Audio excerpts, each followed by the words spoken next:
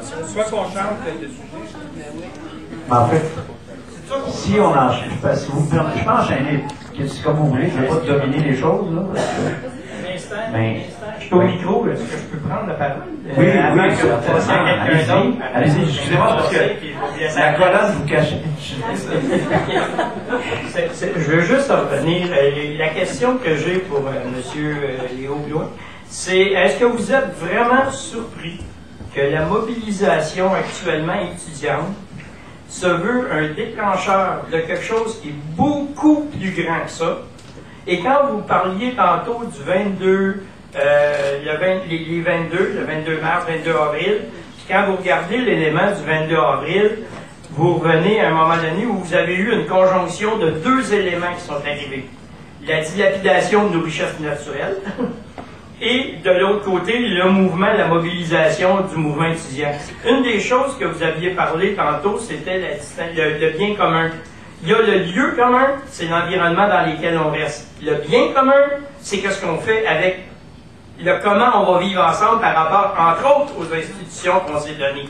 Donc, ceux de l'éducation. Les indignés, c'est pas facile. Moi, je regarde le mouvement des casseroles. Quand les gens, il y a deux slogans qui me viennent avec le mouvement des casseroles. Si je le prends de la part des indignés, c'est j'ai faim. Si je regarde du mouvement de ceux qui sont dans le mouvement de l'éducation, c'est j'ai faim de démocratie. C'est ça les deux éléments qui me viennent. Actuellement, le mouvement il a réussi à isoler un groupe au détriment des autres qui font des efforts parce qu'ils sont obligés de le faire, parce que sinon ils ne reculeraient pas. C'est le Parti libéral. Tous les autres sont à peu près dans le même sens que le mouvement étudiant, parce que ce que vous défendez présentement, c'est l'accès à tous à l'éducation. Et c'est la continuité du message des parents. C'est aussi le besoin de chaque individu de vouloir se former pour aller vers un ailleurs meilleur, pour pouvoir développer ses connaissances, ses habiletés et son savoir-faire, son savoir-être. Donc, c'est pour ça que je me posais la question et que je vous la pose.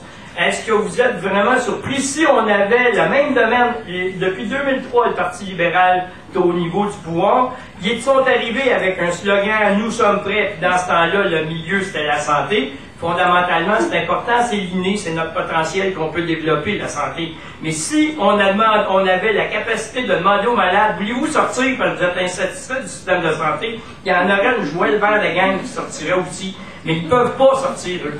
Donc, le deuxième mouvement, c'est l'éducation. Et l'éducation, le fait je vais dire, de pas de tenir tête. Et je regarde toute la volonté, toutes les ouvertures que vous avez eues. Même une qui m'a drôlement surpris, c'est concernant les manifestations, quand le monde chiolait concernant les routes, puis qu'à un moment donné, ça s'est transformé en manifestation nocturne. Bon, le monde qui retourne au travail, bingo, ils s'en vont chez eux, puis ils sont contents, ça n'a pas d'impact négatif. Et aujourd'hui, de plus en plus, ça prend parce que vous rejoignez ce que les parents, ce que les étudiants, ce que les enseignants et d'autres personnes de la société. J'ai parlé avec des policiers un moment donné, puis ils ont fait ça aussi pour vos enfants. C'est quelque chose qui m'est venu des étudiants en 2010 quand j'étais à la manifestation. Puis les policiers me disaient, et voilà! Ils sont aussi d'accord. Dans un sens, ils ne peuvent pas parler parce qu'ils ont à protéger les gens qui sont au gouvernement, ils ont à protéger les gens, ils ont à éliminer les écarts, même si eux, ils en ont fait. Il y a eu des plaintes qui ont été faites, mais de l'autre côté, il y a eu des écarts. Mais actuellement, la mobilisation que vous faites est une mobilisation qui touche, on prend nos richesses naturelles, puis ce mouvement-là est parti dans les alentours de 95, quand ils ont coupé le financement dans les universités. Ils ont slacké 600 profs au sein du Canada. Après ça, à un moment donné, ils ont transformé les régimes, ils ont transformé ça en bourse du millénaire. Mais heureusement, Gabriel a réussi à en avoir une, puis il garde son point de vue pareil, puis il tient tête. Mais c'est pour ça que je vais juste revenir à la fin, à la même question. Est-ce que vous êtes vraiment surpris de l'ampleur de l'élément déclencheur juste parce que vous avez été capable de vous affirmer et de dire, nous, il y a des éléments qu'on juge qui sont inacceptables et on va se rendre. Moi, je souhaite que vous allez rester ferme sur le non à la hausse parce qu'il y a vraiment beaucoup de méthodes pour faire autrement. Fait que, c'est à vous de... Je vous laisse la parole. c'est à toi de répondre. Donc, pour répondre à la question, ben oui. J'ai été très surpris de voir l'ampleur qu'a pris cette mobilisation, les effets collatéraux que ça a eu sur le climat politique au Québec, parce que, comme je disais, on est parti vraiment d'un enjeu précis, et en tout cas, dans ma façon de voir les choses à moi, l'objectif, ça a toujours été la question des droits de scolarité. Non pas de créer une vaste contestation populaire, mais si ça a pu aider à justement faire réaliser aux gens qu'on a le pouvoir de faire changer les choses, mais tant mieux, mais oui, ça a été une grande surprise de notre part. Merci. Alors, je pense que là, on voit que la salle voulait vous exprimer. On va peut-être réaménager l'horaire. Je vais vous expliquer un peu comment ça se passerait. Donc, il y aurait Jocelyne Desjardins, parce que les invités se sont quand même préparés à parler 5 minutes d'un sujet X. Là, ce serait intéressant quand même de les entendre. Donc, Jocelyne Desjardins qui parlerait en premier 5 minutes. Ensuite, Yannick Martil, 5 minutes. Et pour finir, Hugo Latulippe, 5 minutes. Donc, ce serait un 15 minutes où on écouterait les panélistes. Et ensuite, la salle est à vous. Vous pouvez faire ce que vous voulez dans le respect des lois, comme ça. Alors, ouais, la loi 78, c'est autre chose. Je n'appelle pas à l'illégalité. Bon, juste un petit... Ouais, c'est ça. Ouais. Juste une petite vérification comme ça. Combien de membres de Québec solidaire dans la salle? Combien de gens qui sont plus pour le Parti québécois dans la salle? Et combien de gens qui sont plus pour Option nationale? Et les indécis, eux autres? Et les indécis. Voyez-vous, en ce moment, ça va être 3 fois, là. En ce moment, on a des gens de tous les partis politiques dans cette salle. C'est des libéraux. Est-ce qu'il y a des gens de la CAQ? Et est-ce qu'il y a des gens du Parti libéral du Québec? Non. Ils se cachent. Ils sont discrets. Ils sont indécis. Ils sont masqués.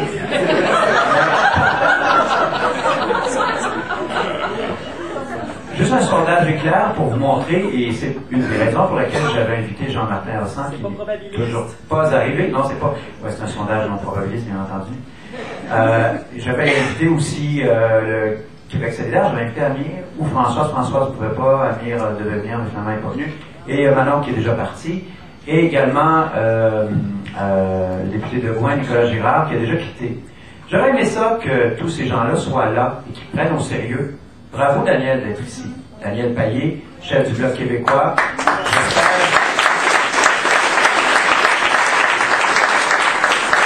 J'espère que comme chef du Bloc québécois, donc comme représentant des intérêts des indépendantistes à Ottawa, tu sauras convaincre les chefs de ces partis-là, tu sauras jouer le rôle de liant comme cette société semble vouloir le demander. Les gens s'intéressent à la politique lorsque celle-ci devient intéressante.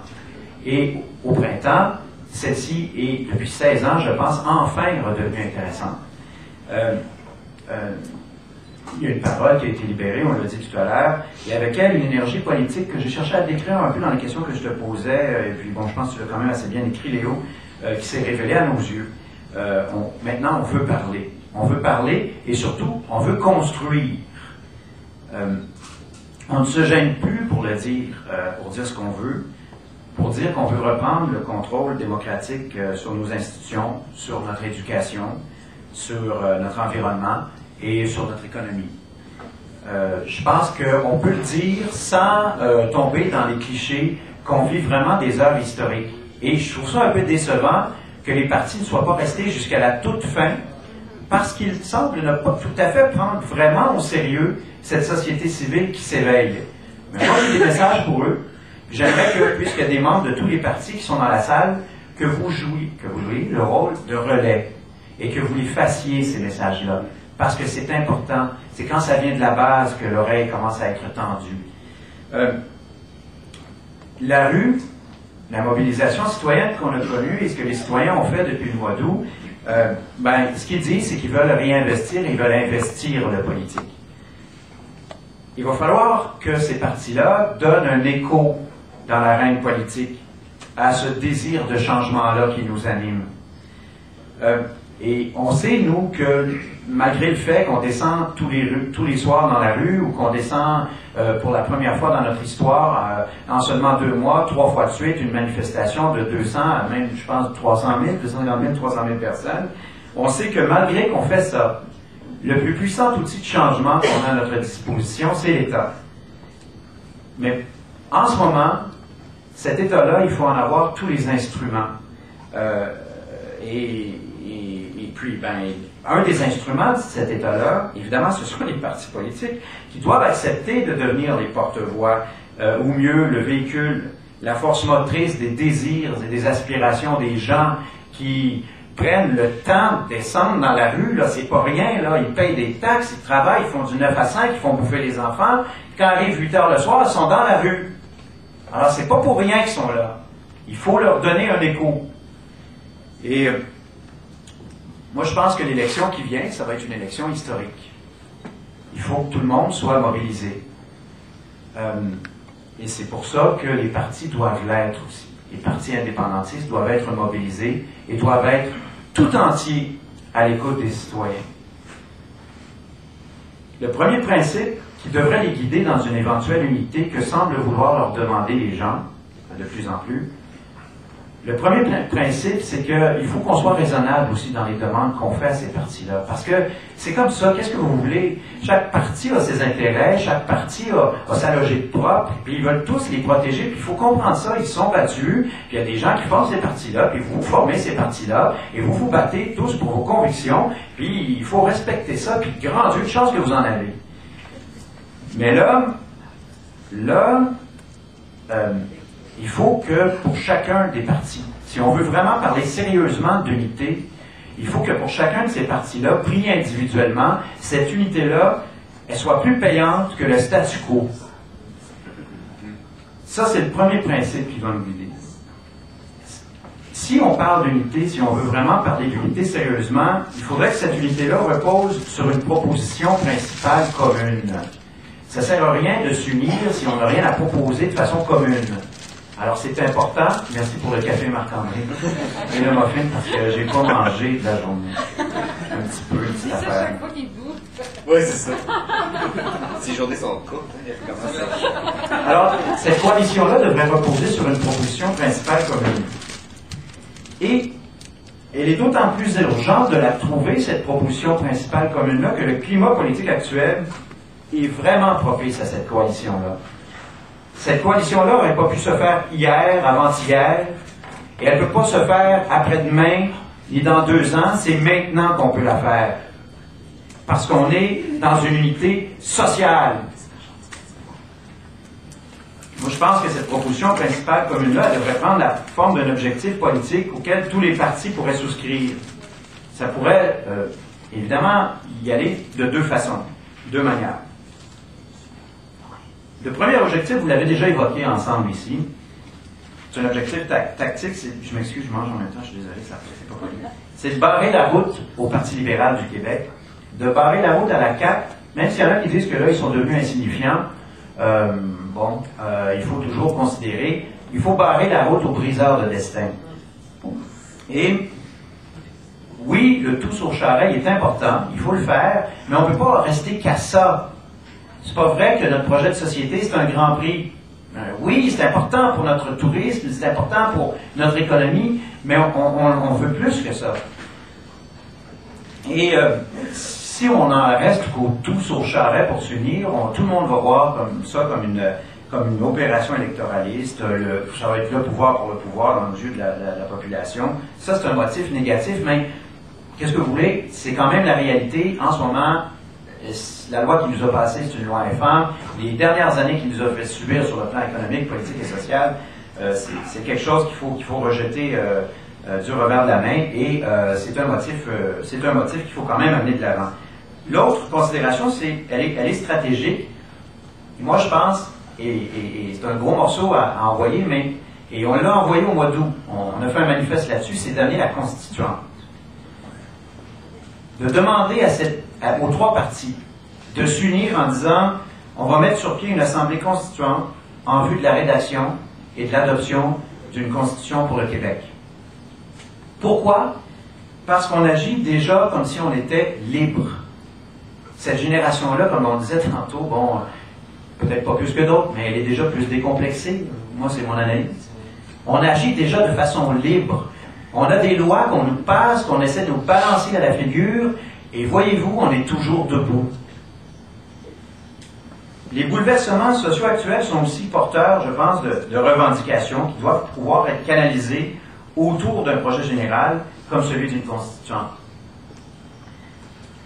L'écart entre le Québec et le Canada ne cesse de s'agrandir. Les politiques publiques que Stephen Harper cherche à amener continuent d'agrandir le fossé culturel, le fossé politique entre nos deux nations. Daniel pourrait venir au micro et nous donner de nombreux exemples, mais j'en ai encore un, c'est le projet de loi C-377, projet de loi privé qui se prépare, qui est appuyé par le gouvernement, qui vise directement à disqualifier les syndicats aux yeux du public par la fiscalité puis par les rapports que ceux-ci donneraient à la population. Alors constamment, les valeurs du Québec sont soumises à l'arbitraire des autres. L'autre raison pourquoi ce serait important, c'est que depuis 30 ans, comme le dit Hugo, on n'a pas de constitution, on ne s'est pas doté d'une constitution. Et on peut faire ça à l'intérieur du cadre canadien. Mais on peut le faire aussi à l'extérieur, je le souhaite. Les problèmes que connaît actuellement le Québec aussi sauraient trouver leur solution dans de simples réformes politiques à l'intérieur du cadre politique actuel. Pour deux raisons, ils sont nombreux les problèmes qu'on a. Crise de légitimité démocratique représentative. Tout le monde parle de la ligne de parti, l'opposition systématique du parti en place, la centralisation du pouvoir dans le cabinet, défaillance du mode de scrutin au Québec, corruption, crise dans les services publics, sous-financement, la question de l'éducation en est une approche de l'utilisateur payeur, négligence de la classe politique à l'égard des questions environnementales, et aussi, il faut s'attaquer évidemment à ces problèmes de façon globale, et je pense que c'est pour ça qu'il faut qu'on se pose des questions sérieuses. Les problèmes aussi sont trop graves, trop profonds pour être réglés par de la cosmétique politique. Tenter par exemple de régler la crise de la légitimité du système démocratique par le biais de simples réformes, par exemple l'assouplissement de la ligne de parti ou l'instauration de scrutin de date fixe, il ne changera rien. Il faut qu'on codifie, il faut qu'on constitue, il faut qu'on fasse de la liberté que nous avons en ce moment. Maintenant qu'on a vécu ce printemps-là, maintenant qu'on sait qu'on a ce souffle-là de liberté en nous, qu'on est capable, nous, les citoyens, d'affranchir les distances entre nous. Regarde, on est tous réunis ici. Il ne faut pas qu'on se demande si on veut être libre. On l'est déjà. Il faut qu'on se dote des institutions politiques. Il faut surtout qu'on se demande quelle sorte d'institutions politiques on veut pour encadrer et protéger à jamais cette liberté-là. Donc, on peut se donner... on peut se doter, je pense, d'une constitution dont les attributs restent encore à déterminer. Comme on n'a jamais ratifié que quel gouvernement du Québec que ce soit, gouvernement libéral ou gouvernement du Parti québécois depuis 1982, on est en suspens dans l'histoire. On est suspendu dans les limbes, là, comme je disais souvent, ça fait bien rire mon collègue Marc-André au fond de la salle, les limbes. Mais c'est vrai qu'on est suspendu. Puis je pense qu'on a le droit, nous qui sommes si déterminés, nous qui sommes si créatifs, nous qui sommes si libres, d'exprimer des choses puis de le dire par notre propre voix au monde entier. Donc, toute démarche, donc on n'a pas... Moi, je pense que c'est là qu'on doit aller. Donc, je vous propose, je vous soumets l'idée d'avancer tous ensemble dans cette direction-là et d'utiliser ce motif-là de la Constituante pour demander aux partis de s'unir.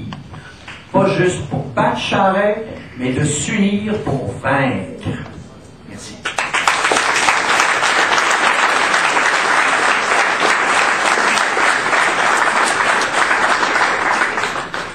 Jocelyne, tout à l'heure, plus tard, tu dirigeras la salle quand elle prendra la parole et si elle veut faire des propositions, elle sera avec le faire et tu seras là pour les prendre. Oui, et toi aussi. Moi aussi.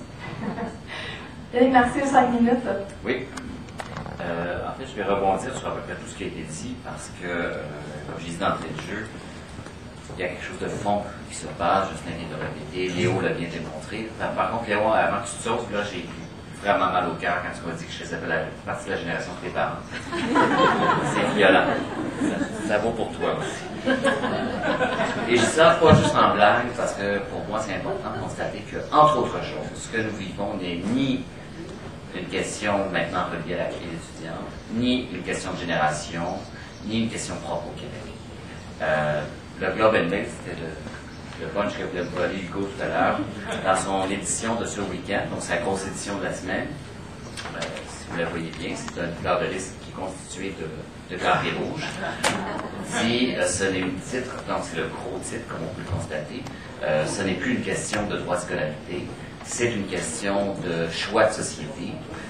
Et le Globe and Mail, puisque c'est un journal bien sûr davantage torontois, mais c'est pan-canadien, se pose la question qu'est-ce que ça va changer pour le Canada? Non pas l'impact direct de ce qui se passe au Québec, mais est-ce que le Canada est interpellé là-dedans? C'est pas rien ça. C'est pas rien ça. Est-ce que vous avez vu la même chose à la une de la presse? C'est le Canada, c'est le Guardian en Grande-Bretagne, c'est Le Monde en France, à Paris. C'est beaucoup de grands médias mondiaux qui se posent la question et qui s'interrogent en regardant ce qui se passe ici. Qu'est-ce que ça signifie? D'où ça vient et où est-ce que ça s'en va? À mon sens, et je n'ai pas inventé cette analyse-là, je la répète depuis 3 mois de différentes manières et je tente de la raffiner, cette analyse. Je suis loin d'être le seul à la partager, bien entendu. Comme je le disais d'entrée de jeu tout à l'heure, la crise que nous vivons participe des mêmes mouvements que le mouvement Occupy, le mouvement des indignés. Donc toute la mouvance sociale qui a émergé en réaction très forte parfois face à la crise économico-politique qu'on vit depuis 2007-2008. Cette crise-là, elle n'est pas arrivée par hasard, comme n'importe quelle crise évidemment, et c'est pas une crise comme les autres. C'est le résultat de 40 ans, c'est-à-dire depuis à peu près le début des années 70, de stagnation économique pour la grande partie d'entre nous. Depuis 40 ans, à peu près partout dans les pays industrialisés, les revenus réels des familles ont, sinon très peu cru, stagné, voire décru pour le gros de la population. Donc, ce qu'on a dans nos poches pour elle depuis 40 ans, on ne s'est pas enrichi, autrement dit, individuellement et dans nos familles. Malgré que pendant toute cette période-là, les économies se sont enrichies, on a fait des gains de productivité, on est de plus en plus efficace à produire des marchandises à meilleur coût, etc. Malgré ça, on ne s'est pas, nous, enrichis. Les inégalités sociales et économiques se sont accrues. Notre situation s'est précarisée. Jocelyn faisait écho un peu à la génération Y, à la génération de Léo et de Léa, mais aussi aux X qui les ont précédés, qui vivent de travail précaire, de plus en plus précaire. On a vu pendant ces mêmes 40 années-là une explosion du consumérisme. Tout est devenu une marchandise. Le savoir comme l'éducation, l'environnement comme la culture, tout est devenu une marchandise. Tout se mesure à l'aune de l'argent. Et ça, c'est pas uniquement une position philosophico-morale, je ne sais trop. Ça a des impacts parce que toute notre logique de vie en commun s'est appuyée là-dessus, malgré notre appauvrissement économique. Donc, on est un peu mal barré. La conséquence la plus marquante, à mon sens, de l'évolution de ces 40 dernières années-là, c'est qu'on est passé du statut de travailleur au statut de consommateur. Je parlais à quelqu'un récemment qui me disait que il y a à peu près 25 à 30 ans, il y avait encore 2 journalistes spécialistes attitrés au monde du travail à la presse. Et il y avait 2 pages, il fait aussi de data, il y avait des pages complètes. Le monde du travail. On parlait des conflits syndicaux, mais aussi du monde du travail à large. Par exemple, il n'y a plus personne qui fait ça dans les grands journaux. Il n'y a plus personne qui parle des conditions de travail du travailleur. On parle de comment mieux consommer, comment être mieux maquillé, comment épargner sur sa prochaine piscine ou son prochain voyage ou son prochain réel. Le travailleur a laissé place au consommateur et on a notre responsabilité collective là-dedans. On a accepté ça de plein pied, en quelque part. Hein. Et donc, ce passage du travailleur, j'entendais tantôt, je ne me souviens plus dans quel contexte, j'en suis désolé, quelqu'un qui est intervenu en disant en parlant de la souveraineté du travail. Pour moi, c'est une très très belle expression, parce que c'est là où on se positionne comme être humain dans la collectivité de façon beaucoup plus forte que celle de consommateur qui est passif, finalement. Et donc, ce passage du travailleur, de l'importance du travailleur à celui du consommateur, fait en sorte comme comme le nomment beaucoup de grands penseurs présentement, on a perdu le contrôle sur notre condition humaine. Hein? On n'est plus des humains, on est devenus des machines à dépenser, des machines à consommer. Donc, on a perdu le contrôle sur notre condition humaine. Ça, c'est la conséquence la plus fondamentale, si on veut, de la crise que nous avons vécue, pas de la crise, mais de l'évolution qu'on a vécue dans les 40 dernières années à peu près partout en Occident. Et donc, ça nous prenait des étincelles pour prendre conscience de ça. D'abord, il fallait que le système continue à développer cette espèce de folie financière, consumériste, etc., pour que ça pète quelque part. Il y a que ça commence à craquer. Il y a des mouvements comme le mouvement étudiant qui ont permis l'émergence de ça. Dans certains pays, c'est beaucoup plus tragique, bien sûr. Si on parle, par exemple, à l'autre extrême du printemps arabe, il a fallu des meurtres, il a fallu des suicides, il a fallu des mouvements beaucoup plus violents, parce que la crise est encore plus profonde. Mais ça a pris ces étincelles-là pour faire naître ce désir de réinvestissement, de reprise de contrôle sur notre condition humaine. Et cette reprise de contrôle-là, pour moi, je termine là-dessus parce que je vois Sarah qui fait des grands gestes. Cette prise de contrôle-là, pour moi, elle passe par des nouvelles façons de faire le politique, de réinvestir le politique. Et on ne parle plus, et je ne veux pas heurter personne, mais quant à moi, on ne parle plus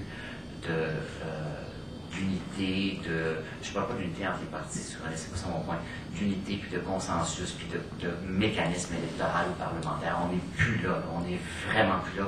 Passez, s'il vous plaît, une journée sur les médias sociaux, là, vous allez voir qu'on n'est plus là, pas tout là. On est dans un monde de démocratie super fluide, de prise de position hyper mouvante, et c'est à nous, collectivement, de réinventer cet investissement du politique. Et ça va se faire avec des choses qu'on ne connaît pas. Présentement, avec des institutions qui n'existent pas présentement. Et c'est à nous à les réinventer, ou sinon même à les inventer, ces institutions-là. J'arrête.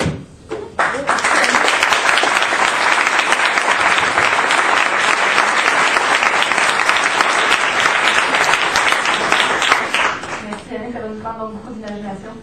Oui, ben, je pense qu'il y en a beaucoup, ici comme ailleurs. Parfait. Et vous là-dessus? Oui. Ça va tôt, 5 minutes. OK. Moi, je vais commencer, puisque j'ai parti le bal sur cette question-là, en disant que les partis politiques, moi, en ce moment, je m'en fous complètement. Alors, je commence là-dessus parce que je ne venais pas ici faire un plaidoyer pour Québec solidaire, pas tout. Parce que, vraiment, dans le contexte actuel, qui est pour moi un contexte d'urgence, je m'en contrefous des partis. Je pense que si on laisse la conjoncture avancer par elle-même, je pense qu'on se dirige vers l'élection minoritaire du PQ. C'est ça que je pense. Puis c'est pas ça qu'on veut. Je pense que ce ne serait pas un bon résultat à ce qu'on vit maintenant. Je pense que ce ne serait pas le reflet de ce qu'on est maintenant. Ce ne serait pas complet. La tradition humaniste, celle qui défend les principes, c'est une tradition par définition multiple. Ça a toujours été. Eduardo Galeano, le poète uruguayen, dit « Pendant que la gauche s'entre-déchire, la droite joue au golf. » C'est exactement ça, ça a toujours été, et c'est ça qui a donné naissance à cette stratégie politique qui s'appelle le wedging. En français, je ne sais pas comment ça se traduit. Le wedging.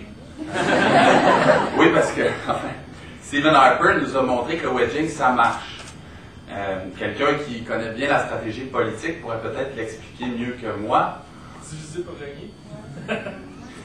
Choisir finalement des sujets qui polarisent et puis solidifier sa base en mettant tout l'accent, en faisant le sacrifice finalement de tout ce qui n'est pas la base ou le cœur du mouvement politique auquel tu appartiens, de côté, en s'en foutant, mais en renforçant une base costaude. Puis quand cette base en plus est une base d'intérêt ou une base qui a des moyens, on se retrouve avec un parti conservateur au pouvoir ou un parti libéral au pouvoir. Donc, moi, je pense que jusqu'à un certain point, ce qui s'est passé avec les étudiants, derrière ça, il y a une stratégie de wedging, un calcul du Parti libéral du Québec, qu'on renforce notre base et on se sac du reste du Québec. Et je pense que ça a basculé avec le fameux sondage dans la presse, où là, il y a eu un mouvement populaire qui a dit « Attendez une minute, là, votre sondage, il n'y a juste pas d'allure dans sa méthodologie. » Et il reflète certainement pas bien ce qu'on est, ce que le Québec est en ce moment. Fait que, moi, je pense qu'il faut... vous êtes tous mes amis ici, tu sais. Je pense qu'il faut se le dire. Action nationale... Action nationale, Parti québécois, Québec solidaire, les indécis aussi, que je comprends très bien. Il y a des points dans les programmes de tous ces partis-là, y compris celui des indécis, auxquels j'adhère complètement. Alors, moi, je pense qu'il faut exiger de notre politique qu'il reflète notre multiplicité, notre diversité, notre métissage, ce qui fait que nous sommes une société postmoderne, c'est-à-dire complexe. Pour ça, il faut qu'on soit stratège, nous autres aussi. On n'a pas les moyens du Parti libéral du Québec, mais si on a les moyens de toutes nous autres ensemble, on a beaucoup, beaucoup de moyens, puis on a certainement le moyen d'être majoritaire à l'Assemblée nationale. Alors, moi, je vous dis ça en toute candeur parce que je ne sais pas comment on peut arriver à ça. Comment est-ce qu'on peut arriver à ce que on soit tous représentés finalement? Que toutes nous autres ici, on se sente représentés à la prochaine élection du Québec? Ben, ça presse. C'est certain que ça presse parce que Daniel le disait tout à l'heure, on ne sait pas exactement comment faire ça. Le Parti québécois ne le sait pas, Québec solidaire non plus, puis il n'y a pas une solution. Je continue de penser que la force, la plus grande force, devrait avoir l'initiative de ce geste-là, de cette action-là. Mais je crois aussi, comme Daniel a dit, que cet élan, ce souffle, doit provenir de la base, de nous tous. Et en ce moment, on parle très fort dans la rue. Tu sais, on dit des choses, on dit énormément de choses très fort, mais on est rallié par une série de trucs qui sont probablement notre fameuse liste à laquelle je tiens, moi, mais qu'on n'a pas, sur laquelle on n'a pas statué. Tu sais. Puis ça, c'est l'étape 2. Je pense qu'il va falloir qu'on s'entende sur cette liste-là, qui deviendra une constitution un jour après. Mais l'urgence, maintenant, c'est de s'unir, d'exiger cette union. Donc, après ce souhait exprimé par un artiste comme moi, ben là, il y aura des gens pour dire comment est-ce qu'on fait l'épicerie, puis comment est-ce qu'on organise une cuisine. Parfait, c'est ça qu'il faut. Mais je pense que tous, autant que nous sommes aujourd'hui, il faut qu'on exige ça. Chacun dans nos milieux de vie, chacun sur nos places publiques à nous, chacun comme avec les moyens qu'on a, je pense qu'il faut qu'on exige ça de la conjoncture.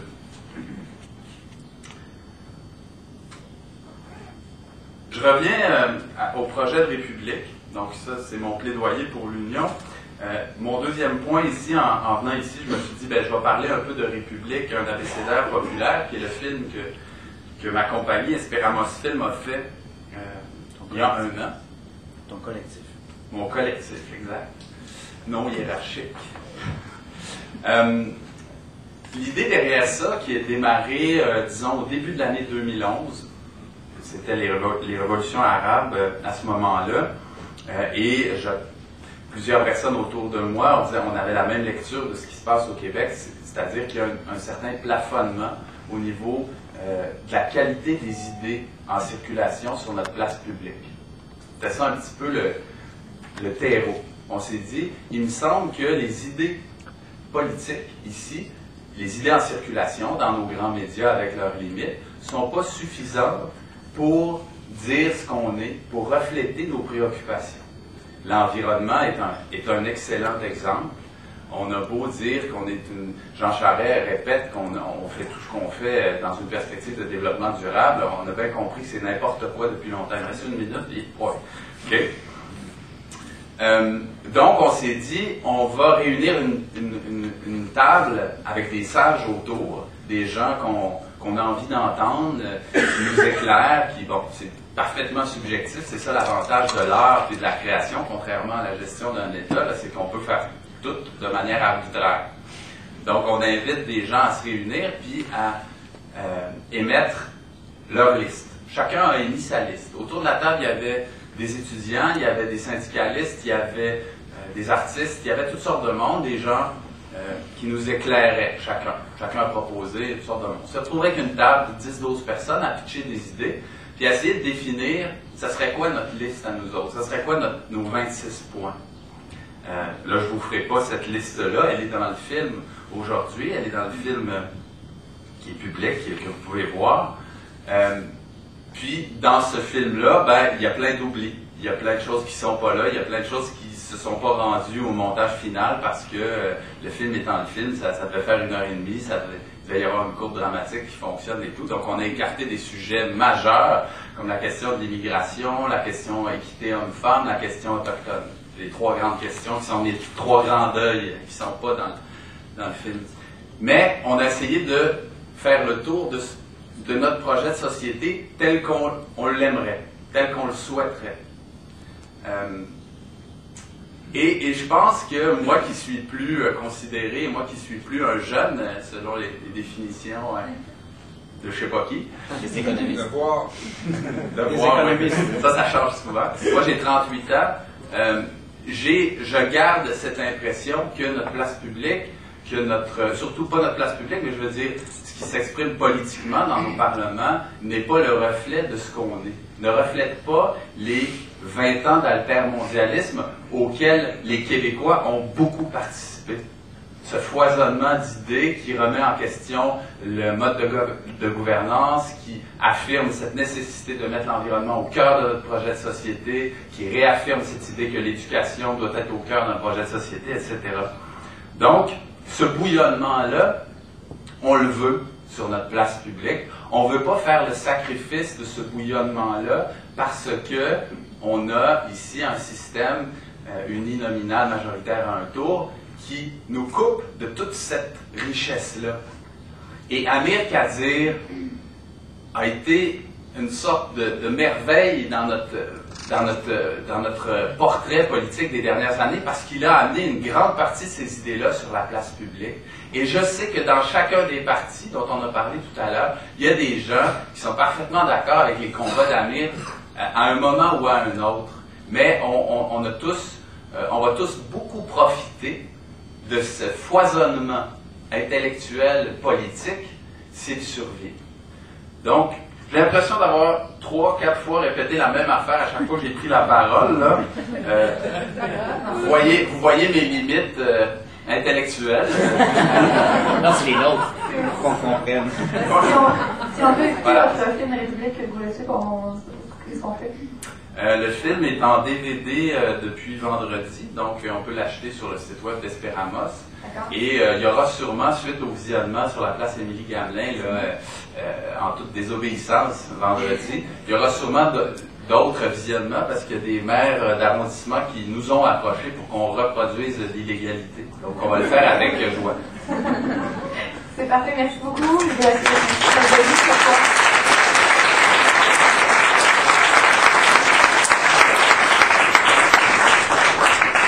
Vous voulez ajouter quelque chose rapidement? Oui, avant que M. Breton parte, c'est que j'appuie amplement cette idée d'union des forces. Je pense que vraiment clairement, ça serait une stratégie politique à avoir. Cependant, en toute bonne foi, personnellement, en tant que citoyenne, j'ai fait ce que vous avez appelé à faire, c'est-à-dire aller pousser un peu d'une part et d'autre. En tant que moi, personnellement, je suis indécise face aux choix politiques que je ferai aux prochaines élections. Mais avec Jean Martin, avec même des indépendants, avec le Parti québécois, au sein même de notre parti, avec Québec solidaire, en toute bonne foi, j'ai en tant que citoyenne, fait cette pression-là que tous, on devrait faire. À un moment donné, il y a comme eu une espèce d'impasse qui est de dire oui, mais, qu'est-ce qu'on fait après le oui, mais? Parce qu'on veut tous ce projet-là, M. Breton. Mais quand on sent que le Parti québécois n'est pas vraiment ouvert à ça, c'est une question que je pose.